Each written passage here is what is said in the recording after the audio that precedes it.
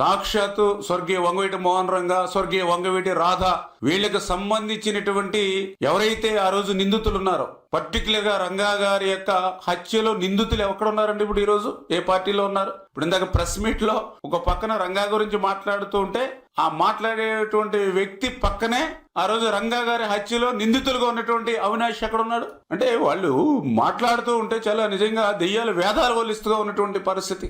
మరి ఏదైతే మనం చూసాం, మరి మొన్ననే ఇప్పుడు వంగవీటి మోహన్ రంగా ఆయన ఒక రౌడీ హత్య చేస్తే తప్పేంటని చెప్పినటువంటి గౌతమ్ రెడ్డికి ఫైబర్ గిట్ చైర్మన్ పదవి ఇచ్చి సత్కరించింది జగన్మోహన్ రెడ్డి కాదా?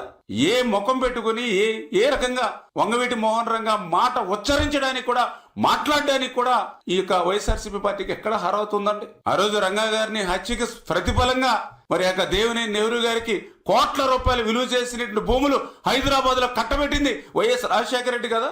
ఏం మాట్లాడడానికి అర్హత ఉందో రంగా గారి గురించి మాట్లాడేటువంటి అర్హతే ఈ వైఎస్ఆర్సీపీ పార్టీకి లేదు.